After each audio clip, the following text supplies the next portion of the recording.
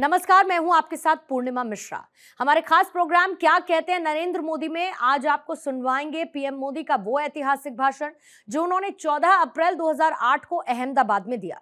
मोदी जी ने अपने भाषण में कहा कि संघ परिवार का इतना बड़ा वटवृक्ष कितने लोग अपनी जिंदगी इसमें खपा रहे हैं, इसके पीछे कितनी बड़ी तपस्या है, कितने जीवन खप चुके हैं और बाहर की दुनिया को इस बात का पता तक नहीं है। मेरी पहली किताब का लोकार्पण आज से 30 साल पहले उस समय के मुख्यमंत्री श्रीमान बाबूभाई जसभाई पटेल ने किया था।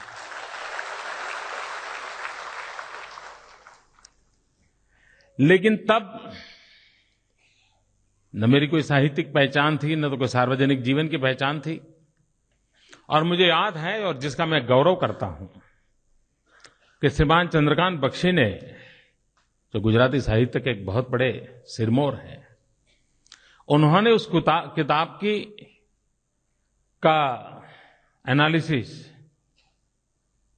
बड़े विस्तार से लिखा था और उस समय गुजरात के अखबारों ने छापा भी था।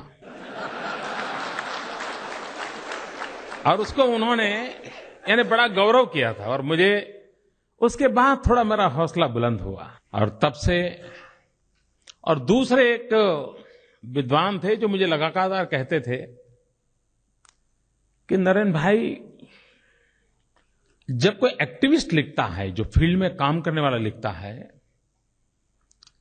तब उस लेखनी का उपयोग समाज को बहुत होता है। एक कल्पना जगत से लिखी हुई चीज, एक अनुभव जगत से लिखी हुई चीज और एक प्रत्यक्ष हिस्सेदारी के कारण लिखी गई चीज में बहुत बड़ा फर्क होता है। और तब मुझे भी लगता था कि संघ परिवार का इतना विशाल वटवृक्ष, इतने लोग अपना जीवन तपा रहे हैं, खपा रहे हैं, लेकिन बाहर की दुनिया को कुछ पता नहीं है। ज्यादा से ज्यादा वो शाखा के विषय में लिखेंगे, लाठी और दंड के कार्यक्रमों के लिए लिखेंगे, लेकिन इसके पीछे कितनी बड़ी तपस्या है, कितने जीवन खप चुके हैं, किसी को पता तक नहीं है। और तब जाकर के मन हमेशा करता था कि जिस परंपरा ने मुझे संस्कारित किया है, जिस महानुभावों ने मुझे उंगली पकड़ करके चलाया है, जिन्होंने मुझे जहां रुकने की आवश्यकता थी वहां रोका है, जहां मुझे मोड़ पर मुड़ने की आवश्यकता थी, जिन्होंने मुझे खुद रह करके मोड़ा है। ये जीवनों की ऊंचाइयां, इन जीवनों का योगदान जो मेरे भीतर एक आस्था बनकर के बह रहा है, कभी न कभी वो शब्द बनकर के निकल पड़े। मैं तड़पन अनुभव करता हूं जब भी मुझे मन में मेरा भाव विश्व में मैं खो जाता हूं, तो मेरे भीतर एक तड़पन पैदा होती है, मेरे भीतर एक उफान खड़ा हो जाता है और तब मन करता है कहीं न कहीं ये प्रकट हो जाए।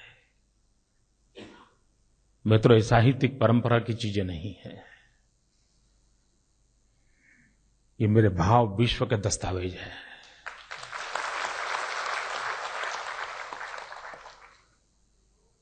ये जो शब्द समूह है, वो शब्द समूह मेरी अनुभूतियों को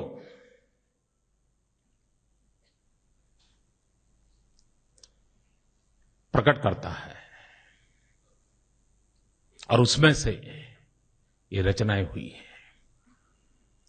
लेकिन इन पूरी रचना को जब आप देखेंगे आमतौर पर,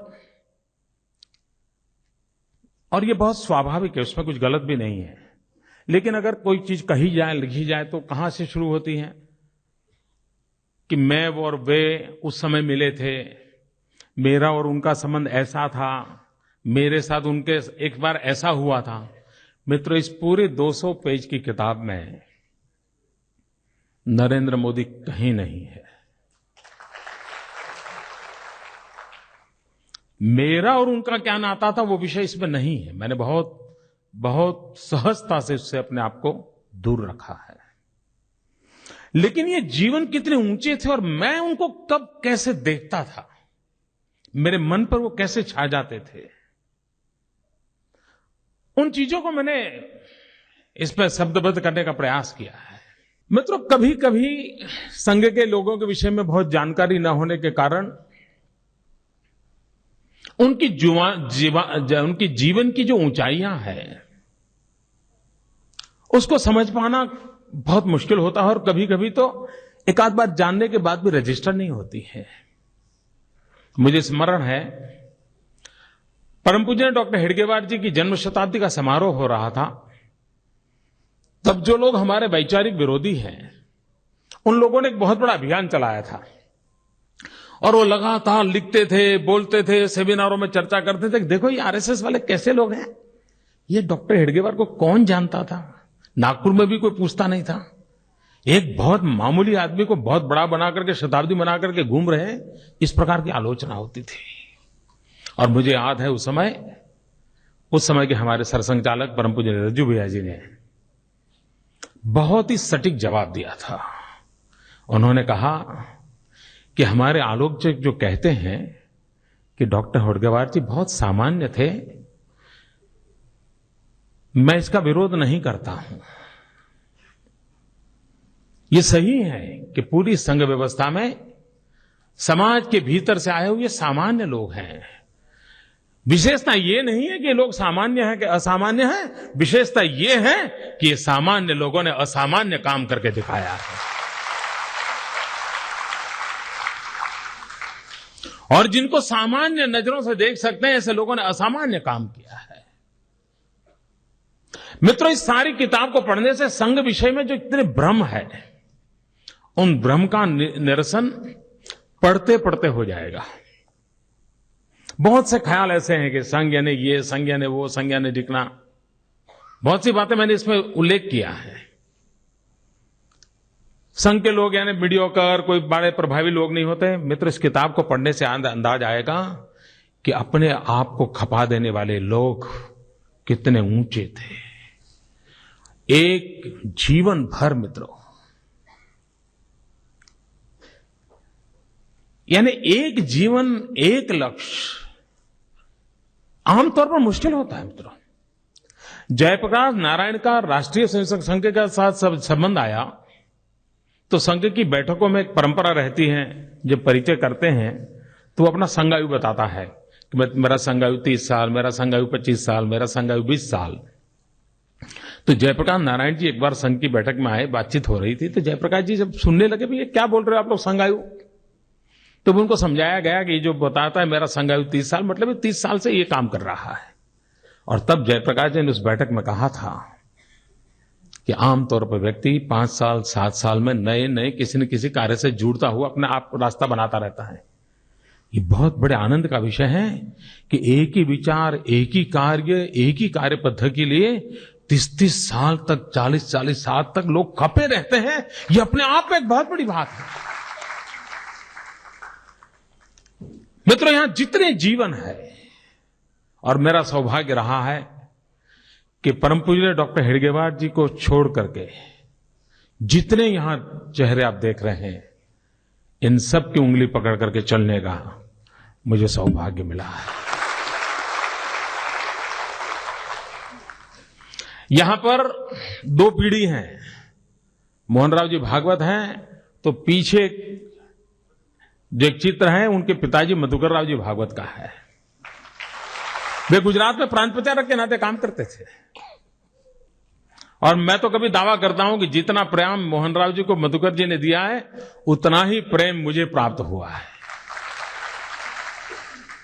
ऐसे जीवनों के साथ जीने का अवसर मिला, और तब जाकर के मन करता था कि इन सब जीवनों को मैं बार बार स्मरण करूं, ताकि मुझे नई प्रेरणा मिले, मुझे नया उत्साह मिले, और उसमें से जाकर के इस ज्योतिपुंज की रचना हुई है। मैं पूज्य दीदी मां का बहुत आभारी हूं। मैंने सिर्फ दीदी मां को फोन किया था। आज कानपुर में उनकी सप्ताह का प्रारंभ हो रहा था। मैंने आग्रह किया, वो कष्ट उठा करके वो आई, और मेरा दीदी माँ से परिचय बहुत पुराना है, बहुत पुराना। उनके गुरुजी के साथ मेरा संबंध आया और तब बहुत पहली बार दीदी माँ हमारी आई थी बापू नगर के चकोड़िया महादेव के अंदर, और एक छोटा सा कार्यक्रम उनका चल रहा था। शायद 35 साल हो गए होंगे, 30-35 साल हो गए होंगे। तब से मेरा नाता रहा है। दीदी माँ ने मुझे स्नेह दिया है। और मित्रों, मैं आपसे भी अनुरोध करता हूं, कभी वृंदावन जाने का अवसर मिले तो दीदी माँ ने जो वात्सल्य धाम बनाया है, आप जरूर उसको देखिए दोस्तों, जरूर देखिए। यानी कि मां की संवेदना को सार्वजनिक रूप में किस प्रकार से मोड़ा जा सकता है और किस प्रकार से सामाजिक चेतना का उत्थान काम किया जा सकता है, वो दीदी मां ने करके दिखाया है। इतनी व्यस्तताओं के बाद भी दीदी मां आई आशीर्वाद देने के लिए। मैं आदरणीय भागवत जी का बहुत आभारी हूं। एक स्वयंसेवक के नाते हम लोगों के जीवन में ये बड़े गौरव की बात होती है कि जब हमारे कोई अधिकारी, हमारे संघ व्यवस्था के जो मुखिया हमें आशीर्वाद देते हैं तो यूं ही हमारा सीना फूल जाता है, यूं ही मन जाता है। तो ये मेरे लिए सौभाग्य की बात है। और मैं इसलिए भी इस किताब के अंदर उसकी प्रस्तावना लिखने का कष्ट उठाया है। परम पूज्य सत्यमित्रानंद गिरि जी महाराज ने शंकराचार्य के पद को छोड़ करके समाज सेवा के लिए अपने आप को खपा देने वाले परम पूज्य स्वामी सत्यमित्रानंद गिरि जी, जिनके साथ भी मेरा बहुत ही गहरा अंतरंग संबंध जिसको कहें वो रहा है। मेरे जीवन में कई वर्षों से जिन संतों महंतों ने मुझे शक्ति दी, उसमें एक परम पूज्य सत्यमित्रानंद गिरि जी महाराज हैं। उन्होंने इस किताब की प्रस्तावना लिखी है। मैं आज उनको भी नमन करता हूं। उनका मौन व्रत चल रहा है, लेकिन उनके आशीर्वाद मुझे मिलते रहते हैं। मैं उनका भी बहुत आभारी हूं और मैं आप सबका भी बहुत आभारी हूं कि आप इतनी बड़ी संख्या में आए। और मैं आपसे, मुझे विश्वास है कि ज्योतिपुंज जब आप पढ़ें तो उस लेखक की तरफ मत देखना, उस लिखने वाले को भूल करके पढ़ना, उन तपस्वियों को याद करना और संघ जीवन में कैसे कैसे कष्ट उठा करके इस महान परंपरा को, इस संघ गंगा को कैसे चलाया गया है, कितने संयम बरते गए हैं, कितने कष्ट उठाए गए हैं, कितनी व्यवस्थाएं विकसित की गई हैं। एक प्रकार से लीडरशिप ट्रेनिंग का ये भारतीय मॉडल है मित्रों, जहां उत्तम नेतृत्व समाज को देने का सामर्थ्य इस परंपरा में है। और मेरा सौभाग्य है इस परंपरा में मैं पला बड़ा हूं, ये मेरा गौरव है। और ऐसी ज्योतिपुंज किताब गुजरात के सार्वजनिक जीवन की विकास यात्रा को, संगठनों की विकास यात्रा को, गुजरात के ऐतिहासिक घटनाक्रमों के मोड़ का भी इसमें कहीं न कहीं आपको जिक्र मिलेगा। उस समय के लोग क्या सोचते थे उन घटनाओं को, उसका अनुभव आएगा। मैं फिर एक बार जिन महापुरुषों ने हमें बनाया है, हमारे जीवन को बनाया है, हर पल हमारा साथ दिया है, हमें आशीर्वाद दिए हैं, ऐसे सभी मनीषी जो मेरे पीछे जिनकी चित्र आप देख रहे हैं, मैं आज उनके प्रति फिर एक बार नमन करता हूं। ये ज्योतिपुंज आपके चरणों में देते हुए मन को एक संतोष की अनुभूति करता हूं और फिर एक बार आप सबका बहुत बहुत धन्यवाद करता हूं। धन्यवाद।